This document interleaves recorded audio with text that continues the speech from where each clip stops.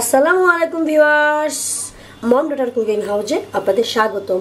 আপনাদের জন্য নিয়ে আসলাম আরও একটি নতুন রান্না, পুরনো রান্নার নতুন ভার্সন।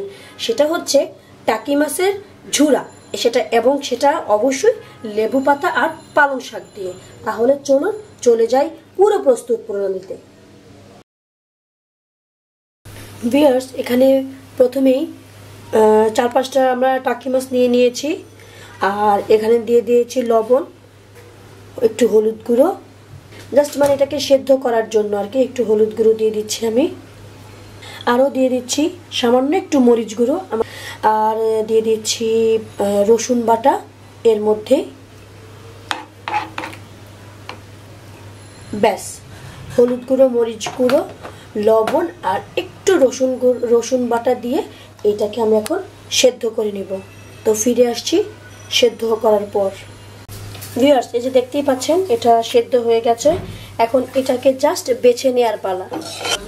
ভিউয়ার্স, তো এই মাছটা এখন আমি বেছে নিচ্ছি খুব সুন্দর করে। যত ভালো করে আপনারা কাটা বাছতে পারেন ততটাই ভালো। মাছের কাঁটাটা বেছে নিচ্ছি। ভিউয়ার্স, তো আমি যে মাছগুলো বেছে নিয়েছিলাম দেখেন, আর এই পানিটা হলো যখন আমি মাছটা সিদ্ধ করেছিলাম তখন কিছুটা পানি বেঁচে গিয়েছিল। আপনারা খেয়াল করেছেন কিনা, এটা হচ্ছে সেই পানিটাই। ওই পানিটা আর আমি ফেলে দেইনি, জাস্ট এটার মধ্যেই মাছগুলো দিয়ে দিলাম। একটু নেড়ে চেড়ে দিচ্ছি, এটা বলক আসা পর্যন্ত অপেক্ষা করছি। ঝালটা যার যার টেস্টের উপর ডিপেন্ড করে, তবে এই তরকারিটা একটু ঝাল ঝাল হলেই ভালো হয়। তা আমি এখানে কিছু আস্ত কাঁচামরিচ দিয়ে দিলাম। আপনারা চাইলে যদি আরও বেশি ঝাল খেতে চান তাহলে আপনারা এটাকে একদম চিড়েও দিতে পারেন। মাছের এই ঝুরার সাথে আমাদের শাক হিসেবে লাগবে এই পালং শাকগুলো আমি একটু জাস্ট এখন পরিষ্কার করে নিয়েছি, এটাকে আর একটু কেটে নিতে হবে। এখন শাক দেওয়ার পালা। আর এই তরকারিটা যে পালং শাক দিয়ে করতে হবে তা কিন্তু না, এটা কিন্তু পুঁই শাক দিয়ে করে খেতেও বেশ মজা লাগে।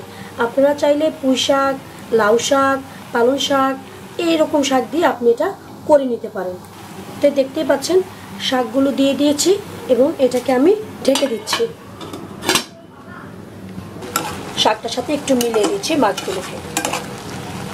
খুব সহজে, খুব ইজি একটা রান্না, খেয়ে দেখবেন বেশ ভালো লাগে কিন্তু খেতে। যে দেখতে পাচ্ছেন একদম যে ঝোলটা ছিল, ঝোলটা একদমই যাবে, আর একদম যে শাকটা ছিল সেটাও সিদ্ধ হয়ে গেছে, দেখতেই পাচ্ছেন। এখন জাস্ট আমি এটাকে বাগার দিয়ে দিব। আমার সাথেই থাকুন আর দেখতে থাকুন। তো বাগারের জন্য আমি সামান্য রান্নার তেল, যেটা সয়াবিন তেল, সেটা নিয়ে নিলাম।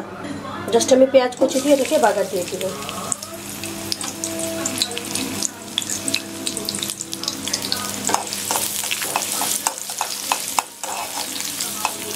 দেখতেই পাচ্ছেন আমরা এই পেঁয়াজটাকে হালকা বাদামি, একদম যে অনেক বাদামি তা না, হালকা বাদামি করে এটাকে জাস্ট বাগার দিয়ে দিব। জাস্ট এটা দিয়ে আমি এটাকে এখানে বাগার দিয়ে দিব।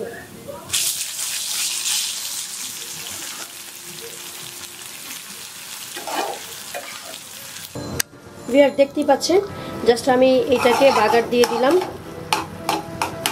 ফিনিশিং এ আছে একদম নতুন এবং খুব সুন্দর একটা চমক। আমার সাথে দেখতে থাকুন।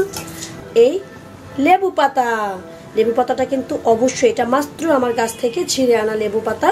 আর লেবু পাতাটা কিন্তু আপনারা অবশ্যই বাগারের পরে দিবেন।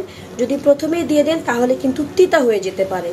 যে তরকারিটার ভিতর থেকে যে কি সুন্দর একটা ফ্লেভার, সেটা আপনারা না খেলে বুঝতে পারবেন না। অবশ্যই এই লেবু পাতাটা দেওয়ার চেষ্টা করবেন। যদি নাই থাকে কি আর করা, তাদের জন্য এক বালতি সমবেদনা। ব্যাস, রান্না কমপ্লিট। গরম গরম ভাতের সাথে এই খাবারটি সার্ভ করতে পারেন। এই টাকি মাছের ঝুরাটা আপনারা অবশ্যই বাসায় তৈরি করে খাবেন। ভিউয়ার্স, তো দেখলেন তো কত সহজে তৈরি হয়ে গেল এই লেবু পাতা দিয়ে টাকি মাছের ঝুরাটি। অবশ্যই আপনারা বাসায় তৈরি করে খাবেন এবং আমাকে জানিয়ে দিবেন আপনাদের কাছে কেমন লেগেছে। আর এই রান্নাটাই আমি জানি বিভিন্ন জেলায় বিভিন্নভাবে রান্না করে খেয়ে থাকেন। আপনারা কিভাবে রান্না করেন সেটাই আমার সাথে কমেন্ট বক্সে শেয়ার করতে পারেন। তাহলে যদি ভালো লেগে থাকে লাইক, কমেন্ট, শেয়ার করতে ভুল করবেন না। তাহলে দেখা হবে নতুন কোনো রেসিপিতে ইনশাআল্লাহ।